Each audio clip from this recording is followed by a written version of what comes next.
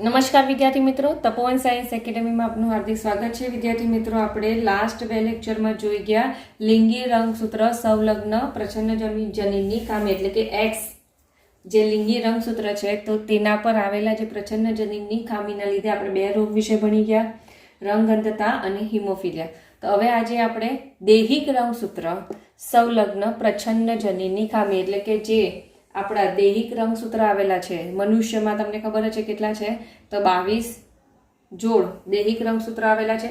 તો એમાંથી કોઈક રંગસૂત્ર છે કે જેના પર આવેલું જે પ્રચ્છન્ન જનીન છે તો એ પ્રચ્છન્ન જનીનની ખામીના લીધે શું થાય છે તો રોગ થાય છે। તો એમાંના તમારા ચોપડીમાં 3 આપેલા છે, સિકલ સેલ એનિમિયા, બીજો છે ફિનાઇલક્યુટોનિરિયા અને ત્રીજો છે થેલેસેમિયા। તો સૌથી પહેલા આપણે શરૂઆત કરીએ સિકલ સેલ એનિમિયાથી। તો સિકલ સેલ એનિમિયા જે રોગ છે તે સૌપ્રથમ કોણે તો લાઇનસ પોલિંગે। તો લાઇનસ પોલિંગ નામના વૈજ્ઞાનિક જે છે તેમણે શું કર્યું તો હિમોગ્લોબિન છે તો હિમોગ્લોબિનની વિકૃતિથી થતા વારસાગમન અથવા તો વારસાગત રોગ સિકલ સેલ એનિમિયાની સમજૂતી આપી। આ એક્સ્ટ્રા માહિતી છે જે તમારે લખી દેવાની કે સૌપ્રથમ કોણે કીધું તો આ લાયન્સ પોલિંગ નામનો જે વૈજ્ઞાનિક છે કે એમણે કીધું કે ભાઈ હિમોગ્લોબિન છે તો હિમોગ્લોબિનમાં વિકૃતિ થાય છે કે તેના લીધે સિકલ સેલ એનિમિયા નામનો વારસાગત રોગ થાય છે। ત્યારબાદ આ જે રોગ છે તો એ રોગ શેના લીધે થાય છે તો એ રોગ દૈહિક રંગસૂત્ર સંલગ્ન પ્રચ્છન્ન જનીનની ખામીના લીધે થાય છે। શેના લીધે તો પ્રચ્છન્ન જનીનની ખામીના લીધે આ રોગ થાય છે। હવે તમને ખબર જ છે, હવે વારસાગત અહીંયા આપણે પહેલેથી કહી દીધું, તો વારસાગત રોગ હોય તો એ શેમાંથી આવે છે તો એ પિતૃમાંથી, બરાબર ને। પછી એ પિતૃ છે તો પિતૃમાંથી સંતતિમાં ઉતરી આવે છે। વારસાગત રોગ કહીએ એટલે આપણે પિતૃમાંથી સંતતિમાં ઉતરી આવે, પછી પિતૃ તરીકે માતા પણ હોઈ શકે અથવા તો પિતા પણ હોઈ શકે, બરાબર। માતા કાં તો પિતા, આ બે પૈકી કોઈ કાં તો બંને માંથી એ જે સિકલ સેલ એનિમિયા જે વારસાગત રોગ છે તે સંતતિમાં ઉતરી આવે છે। હવે આપણે જોઈએ, હવે એના વારસાગમન વિશે જોઈએ। તો વારસાગમનમાં શું હોય, જો બંને પિતૃને હોય તો સ્વાભાવિક છે જ્યારે પણ બંને જ પિતૃને હોય તો સ્વાભાવિક છે સંતતિને એ રોગ થાય જ, કારણ કે બંને પિતૃને સિકલ સેલ એનિમિયા છે તો સ્વાભાવિક છે મમ્મી અને પપ્પા બંને હોય તો પછી છોકરો થાય કે છોકરી, બંનેમાં એ રોગ થવાની શક્યતા રહે છે। હવે આપણે એના જનીન બંધારણ વિશે જોઈ લઈએ। સિકલ સેલ એનિમિયાના શું જોઈ લઈએ તો સિકલ સેલ એનિમિયાના જનીન બંધારણ વિશે જોઈ લઈએ। તો એના જનીન બંધારણમાં યાદ રાખજો કે આ જે ખામી છે તો આ ખામીનું નિયંત્રણ કરતા લક્ષણોની જોડ એટલે કે જનીનો, બરાબર। તો આ જે ખામી છે તો ખામીનું નિયંત્રણ કરતા એક જોડ જનીન HbA અને HbS કરે છે, બરાબર। મતલબ કે આ રોગ જે થાય છે તો એનું નિયંત્રણ કોના દ્વારા થાય છે તો જનીન દ્વારા થાય છે। કયા જનીન દ્વારા? તો HbA અને HbS જનીન દ્વારા થાય છે।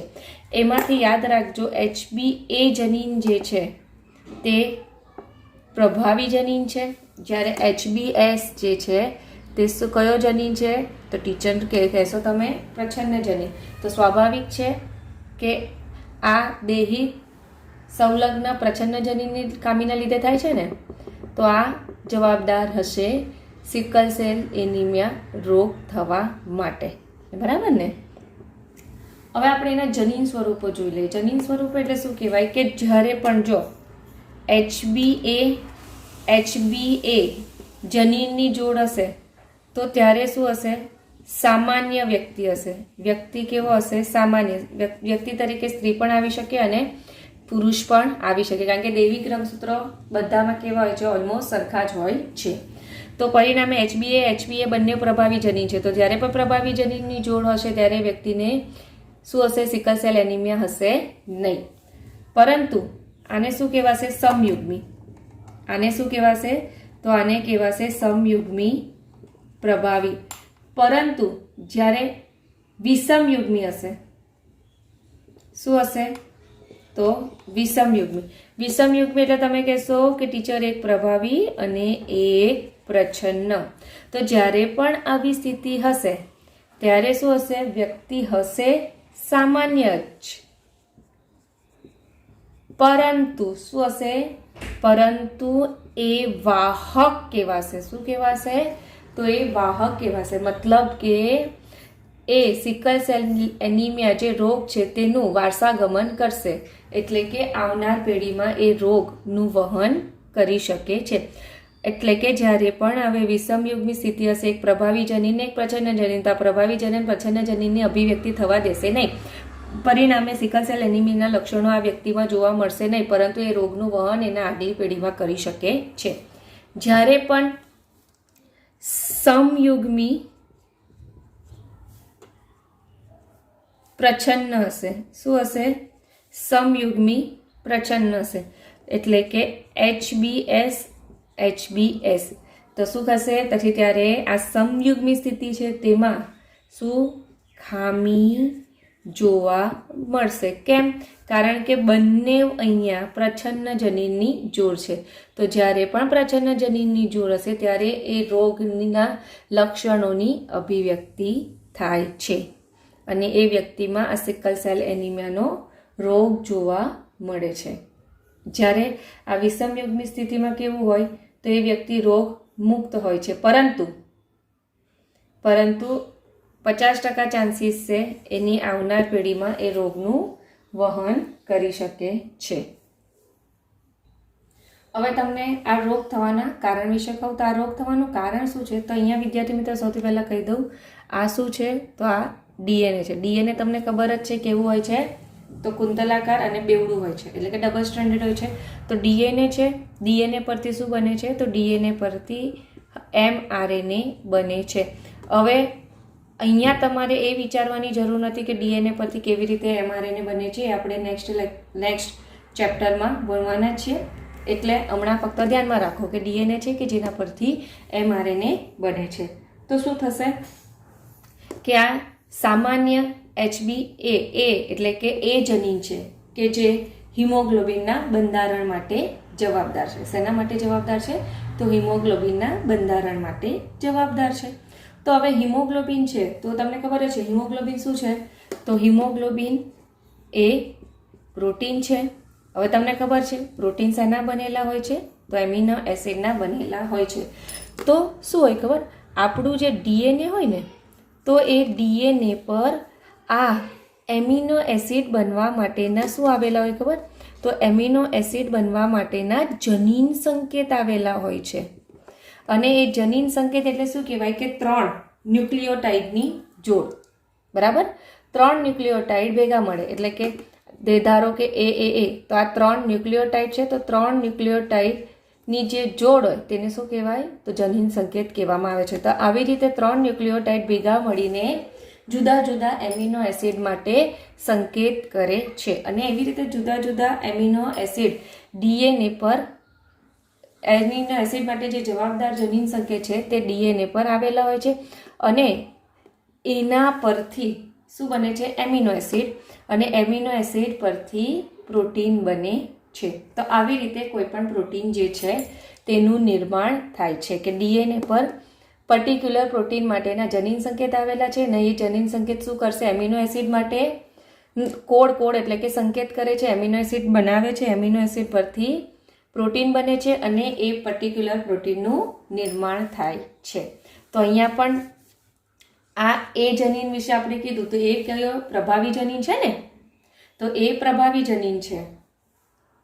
તો શું થશે, આ ડીએનએ છે, ડીએનએ પરથી એમઆરએનએ બને છે અને એ એમઆરએનએ પરથી હિમોગ્લોબિનની આખી પ્રોટીનની શૃંખલા બને છે. તો શું થશે ખબર, આ સામાન્ય છે, આ શું છે એમિનો એસિડની શૃંખલા છે. આ શું કહેવાશે, તો આ એમિનો એસિડની શૃંખલા છે. તો હવે યાદ રાખજો, એમિનો એસિડ જે છે તો એમાં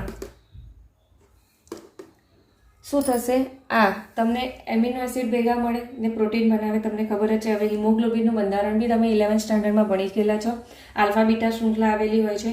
તો શું હશે કે હિમોગ્લોબિન જે છે તો હિમોગ્લોબિનની જે બીટા શૃંખલા છે, કઈ શૃંખલા, તો હિમોગ્લોબિનની જે બીટા શૃંખલા છે તો એ બીટા શૃંખલાના 6th પોઝિશન પર, એટલે કે આપણે 6ઠ્ઠા ક્રમે આવેલો જે એમિનો એસિડ છે ને, તો એમિનો એસિડમાં શું થાય છે, ફેરબદલી થઈ જાય છે. તો ફેરબદલી કેવી રીતે થાય છે, તો ફેરબદલી કંઈક એવી થાય છે કે ગ્લુટામિક એસિડ જે છે તો ગ્લુટામિક એસિડના સ્થાને શું આવી જાય છે, તો વેલાઇન એમિનો એસિડ ગોઠવાઈ જાય છે. બરાબર. શું થશે, આ રોગ થવાનું કારણ શું છે કે બીટા હિમોગ્લોબિનની જે શૃંખલા છે, બરાબર, તો એના જે 6ઠ્ઠા ક્રમે આવેલો એમિનો એસિડ છે, કયો એમિનો એસિડ, તો ગ્લુટામિક એસિડ, તો એ ગ્લુટામિક એસિડના સ્થાને વેલાઇન એસિડ ગોઠવાઈ જાય છે, જેના પરિણામે આ રોગ થાય છે. બરાબર. તો અહીંયા જો આ પહેલેથી મેં લખી દીધેલી શૃંખલા, પહેલો એમિનો એસિડ કયો છે, વેલાઇન, બીજો હિસ્ટિડિન, ત્રીજો લ્યુસીન, ચોથો થ્રિયોનિન, પાંચમો કયો છે, તો પાંચમો છે પ્રોલિન, છઠ્ઠો ગ્લુટામિક. હવે ગ્લુટામિક એસિડની જગ્યા પર ગ્લુટામેટ શબ્દ પણ વપરાય છે, એ ધ્યાનમાં રાખવાનું. પછી એમ કહેલું છે તમે તો ગ્લુટામિક કીધેલું, ગ્લુટામેટ તો નહીં કીધેલું, પણ ગ્લુટામિક એસિડને ગ્લુટામેટ પણ કહી શકાય છે. તો છઠ્ઠા પર ગ્લુટામિક એસિડ છે અને 7મા પર પણ ગ્લુટામિક એસિડ છે. પણ અહીંયા શું થશે, આ છઠ્ઠા સ્થાને આવેલો જે એમિનો એસિડ છે, કયો, ગ્લુટામિકના સ્થાને કયો આવી જશે, તો વેલાઇન આવી જશે. બરાબર. છઠ્ઠા સ્થાને શું આવી જાય છે, તો વેલાઇન આવી જાય છે. તો આમાં કેમ, કારણ કે અહીંયા શું આવે છે, હવે કેમ વેલાઇન ગોઠવાઈ જશે, કારણ કે જે પ્રચ્છન્ન જનીન છે તો આ જે જનીન છે એમાં શું આવી જાય છે, વિકૃતિ આવી જાય છે. બરાબર. આપણે ખબર લોપ વિશે વિકૃતિમાં ભણી ગયા, ફ્રેમ મ્યુટેશન વિશે ભણી ગયા, તો એવી રીતે તો અહીંયા વિકૃતિ આવી જાય એટલે અહીંયા શું થશે કે અહીંયા થાઇમિન જે છે તો થાઇમિનના સ્થાને ડીએનએ પર એડેનિન આવી જશે. ડીએનએ પર એડેનિન આવી જાય, પરિણામે એમઆરએનએ પર શું આવી જાય, તો યુરેસિલ આવી જાય. હવે પહેલાં કયો હતો, તો ગ્લુટામિક એસિડ માટે જવાબદાર જનીન હતો ગાગ, એટલે કે GAG, પરંતુ વિકૃતિ આવી ગયો ને,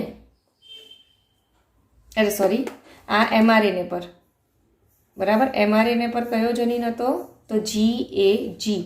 પરંતુ અહીંયા શું થયું, ડીએનએ છે તો ડીએનએમાં એક જનીનની ફેરબદલી થઈ, એટલે કે અહીંયા ડીએનએ પર થાઇમિન હતો, થાઇમિનના સ્થાને એડેનિન આવી ગયું, થાઇમિનના સ્થાને બરાબર છે એડેનિન આવી ગયું. તો હવે તમને ખબર જ છે, જો ડીએનએ પર એડેનિન હોય, ડીએનએ છે તો ડીએનએ પર એડેનિન હોય, તો આરએનએ પર શું આવે, યુરેસિલ. બરાબર ને, આરએસિલ પર થાઇમિન હોતો નથી, થાઇમિનના સ્થાને શું હોય છે, તો યુરેસિલ હોય છે. તો આવી રીતે એક જ પ્રચ્છન્ન જનીનની વિકૃતિ આવે, પરિણામે કયો જનીન સંકેત થઈ જાય છે, તો GUG.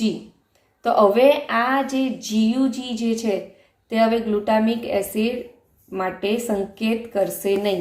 એ સીધો સંકેત શેની માટે કરે છે, તો એ સીધો સંકેત વેલાઇન માટે કરે છે. બરાબર.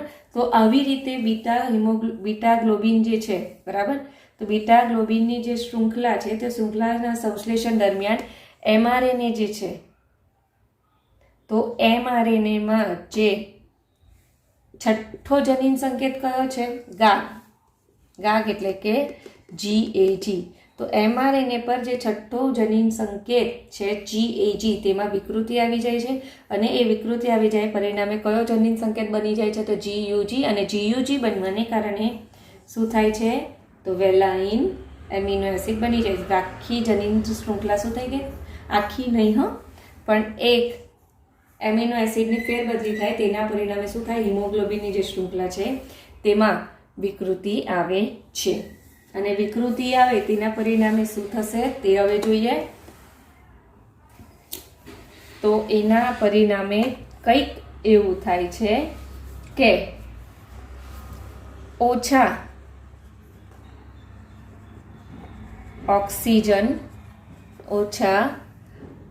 ઓક્સિજનની સ્થિતિમાં વિકૃત હિમોગ્લોબિન અણુનું શું થાય છે? બહુલીકરણ થઈ જાય છે. હવે એટલે કે જ્યારે પણ હવે સ્વાભાવિક છે હિમોગ્લોબિનમાં વિકૃતિ આવે તો હિમોગ્લોબિન જે છે તે શું થાય છે? ઓક્સિજન સાથે જોડાય છે ને. તમને એટલું તો ખબર જ હશે હિમોગ્લોબિન જે છે તે શેની સાથે જોડાઈ જાય છે? તો ઓક્સિજન સાથે જોડાય છે. તો O2 અને CO2 નું વહન કરે છે.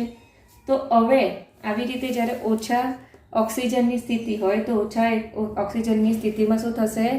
આ વિકૃત હિમોગ્લોબિન અણુ છે તો એ બહુલીકરણ એટલે કે એનું પોલિમરાઇઝેશન થાય છે અને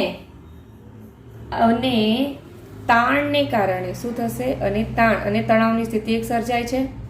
તો એ તણાવની સ્થિતિ સર્જાય તેના પરિણામે શું થાય? તો RBC છે. RBC એટલે કે રક્તકણ તમને ખબર જ છે કેવો હોય છે? તો રક્તકણ દ્વિઅંતરગોળ આકારનો હોય છે. પરંતુ આવી રીતે ઓક્સિજનની ઉણપ સર્જાય કેમ? કારણ કે હિમોગ્લોબિનમાં વિકૃતિ આવે. તો હિમોગ્લોબિનની હવે ભલે અહીંયા હિમોગ્લોબિનનો અણુ તો બને છે પણ ઓક્સિજન જે જોડાવો જોઈએ તે એટલી માત્રામાં જોડાશે નહીં. તો આવી રીતે જ્યારે પણ ઓછા ઓક્સિજનની ઉણપ એટલે કે ઓક્સિજનની ઉણપની સ્થિતિમાં શું થશે કે રક્તકણ સામાન્ય રીતે દ્વિઅંતરગોળ આકારના હોય છે પણ એ દ્વિઅંતરગોળ આકાર ગુમાવી દે છે. શું કરે છે? દ્વિઅંતરગોળ આકાર જે છે તે ગુમાવી દે છે અને ગુમાવીને કેવા બને છે? તો ગુમાવીને લાંબા અને દાંતરડા આકારના બને છે. અને શું થશે? જ્યારે પણ આવા દાંતરડા આકારના બને ને ત્યારે શું થશે? આપણી જે રુધિર કેશિકાઓ છે ને તો રુધિર કેશિકાઓમાં આ બધા જે દાંતરડા આકારના જે આવી રીતે દાંતરડા આકાર એટલે કે આવી રીતે આ સામાન્ય દ્વિઅંતરગોળ આકાર અને આ દાંતરડા આકારના થઈ. તો આપણી શું થશે કે આ રુધિર કેશિકાઓ છે તો આ રુધિર કેશિકાઓમાં બધા એકત્રિત થઈ જશે અને એકત્રિત થઈ જશે પરિણામે બ્લડ સર્ક્યુલેશન છે એટલે કે રુધિર વહન છે જેમાં અવ્યવસ્થા સર્જાય છે. તો તમે જ વિચાર કરો કે હિમોગ્લોબિન છે તેના અણુમાં વિકૃતિ આવી જાય તો આપણને ઓક્સિજનની ઉણપ પણ સર્જાઈ શકે કે ન સર્જાઈ શકે? સર્જાઈ શકે. કારણ કે શું થશે કે આ જે બીટા શૃંખલા છે કે જેમાં ફક્ત એક એમિનો એસિડના સ્થાન ફેર થાય તેની પરિણામે શું થાય? ઓક્સિજનને તણાવની સ્થિતિ સર્જાય છે. તો ઓક્સિજનના તણાવમાં જે હિમોગ્લોબિન જે છે તે હિમોગ્લોબિન જેવા શું થાય? હિમોગ્લોબિનના સ્વરૂપમાં થોડો ફેરફાર થાય છે. ફેરફાર થાય એટલે જે RBC છે તો RBC પણ દ્વિઅંતરગોળમાંથી શું થશે? દાંતરડા આકારના થઈ જાય. અને રક્તકણ છે તો રક્તકણની શું થાય? તો ઓક્સિજનની વહન ક્ષમતામાં ઘટાડો થાય છે અને આ રક્તકણો બધા રુધિર કેશિકામાં એકત્રિત થાય અને ઘણીવાર તો વ્યક્તિનું જે જીવન છે તે ભયજનક સ્થિતિમાં પણ મુકાઈ જાય છે. ઘણીવાર તો શું થાય કે આ જે હિમોગ્લોબિન છે ને તે હિમોગ્લોબિન સળી જેવા શું થાય? તો આ વિકૃતિ આવે ને તો આ વિકૃતિના આવવાના પરિણામે હિમોગ્લોબિન જે છે તે સળી જેવા સ્ફટિકમાં ફેરવાઈ જાય છે. શેમાં ફેરવાઈ જાય છે? તો સળી જેવા સ્ફટિકમાં ફેરવાઈ જાય છે. અને એ ફેરવાય એટલે કે RBCમાં તણાવની સ્થિતિ સર્જાય છે. તો આવી રીતે સિકલ સેલ એનિમિયા જે છે તે કેવું છે? દૈહિક પ્રચ્છન્ન જનીનની ખામીના લીધે થતો રોગ છે કે જે બંને પિતૃમાંથી સંતતિમાં ઉતરી આવી છે. તો આ જે ટોપિક છે તેમાં તમારે શું યાદ રાખવાનું કે અહીંયા ડીએનએ પર થાઇમિનના સ્થાને એડેનિન આવી જાય, પરિણામે એમઆરએનએ પર જનીન સંકેત બદલાઈ જાય, એમઆરએનએ પર જનીન સંકેત બદલાઈ જાય, એટલે આખો ને આખો એમિનો એસિડ જ બદલાઈ જાય છે. ચલો હવે તમને ચોપડીમાં નથી આપેલું પણ તમારી એક્સ્ટ્રા માહિતી. હવે આમાં માતા પિતા બંને વાહક તરીકે વર્તી શકે છે. આમાં એવું કંઈ નહીં હોય કે એકલી માતા જ વાહક તરીકે વર્તે, માતા પણ વાહક તરીકે વર્તે, કાં તો પિતા પણ વાહક તરીકે વર્તી શકે છે. હવે આપણે એક લઈએ કે અગર સામાન્ય સ્ત્રી છે, બરાબર, સામાન્ય સ્ત્રી એટલે કે એનામાં HbA દૈહિક જનીન આવેલા છે, બરાબર, તો એના લગ્ન કોની સાથે થાય? તો એના લગ્ન વાહક પુરુષ સાથે થાય છે. હવે વાહક પુરુષ એટલે કે એનામાં જનીન બંધારણ કયું હશે? HbA HbS. તો હવે આપણે એની આવનાર પેઢી વિશે જોઈએ, બરાબર ને? તો અગર આનું જોડાણ આની સાથે થાય તો કયા રંગસૂત્ર જનીનની જોડ હશે? તો HbA HbA. આનું આની સાથે જોડાણ થાય તો HbA HbS. આનું આની સાથે જોડાણ થાય તો HbA HbA. આનું આની સાથે થાય તો HbA HbS. તો હવે આપણે જોઈએ તો આવનાર પેઢીમાં છોકરો હશે કે છોકરી? આપણે આમાં કહી નહીં શકીએ. કેમ છોકરો કે છોકરી કહી નહીં શકીએ? કારણ કે આ દૈહિક રંગસૂત્ર છે. દૈહિક રંગસૂત્રની પ્રચ્છન્ન જનીનની ખામીના લીધે છે. અને દૈહિક રંગસૂત્ર જે છે તે જાતિ ડિસાઇડ કરતી નથી. યાદ રાખજો, દૈહિક રંગસૂત્ર જે છે તે સ્ત્રી કે પુરુષ એવી જાતિ ડિસાઇડ કરી શકતી નથી. પરંતુ તમે આ જનીનની જોડ પરથી એવું કહી શકો કે આવનાર પેઢી છે કે જેમાં 50% ચાન્સીસ વાહક સંતતિ થવાના છે અને 50% ચાન્સીસ શું છે? તો સામાન્ય સંતતિ થવાના છે, બરાબર. આમાં શું થાય? ફિમેલ ને મેલ નહીં કહી શકો, પણ હા વાહક સંતતિ થવાના ચાન્સીસ 50% છે અને 50% ચાન્સીસ, કારણ કે 4 પૈકી 2 વાહક જોવા મળ્યા અને 4 પૈકી 2 સામાન્ય જોવા મળ્યો. તો 2-2 ઇક્વલ રેશિયો થયો એટલે કે 50%. તો 50% વાહક સંતતિ અને 50% સામાન્ય સંતતિ થવાના છે.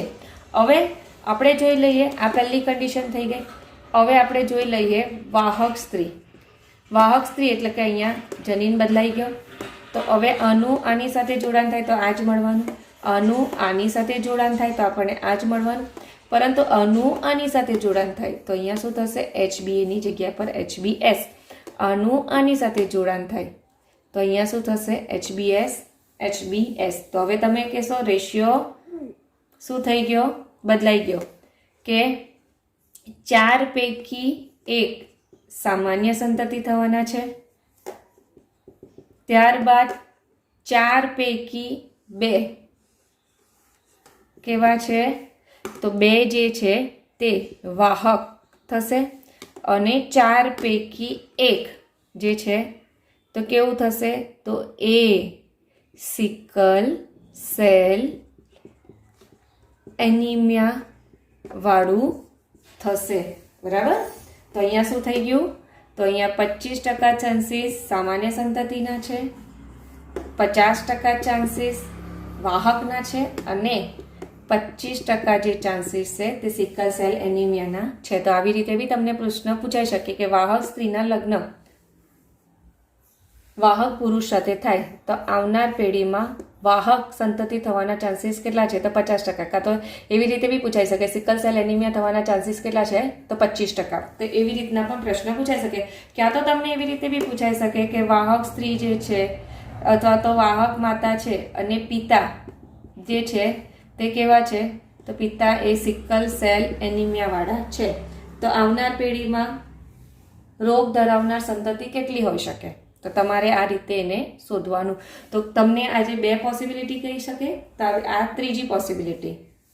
તો આવી રીતે પણ પૂછાઈ શકે. હવે બંનેમાં સિકલ સેલ એનિમિયા ધરાવતા હોય તો સ્વાભાવિક છે આવનાર સંતતિ પછી કેટલી બી થાય બધાને જ શું હશે, સિકલ સેલ એનિમિયા હશે.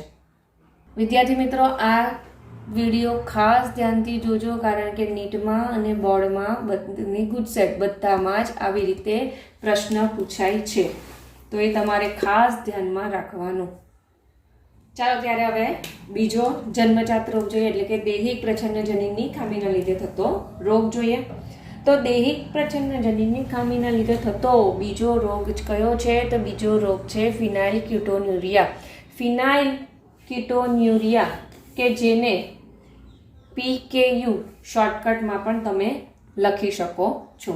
તો હવે આ જે ફિનાઇલ કીટોન્યુરિયા છે તે દૈહિક પ્રચ્છન્નજનીનની ખામીના લીધે જ રોગ થાય છે, પણ એની અસર ક્યાં જોવા મળે?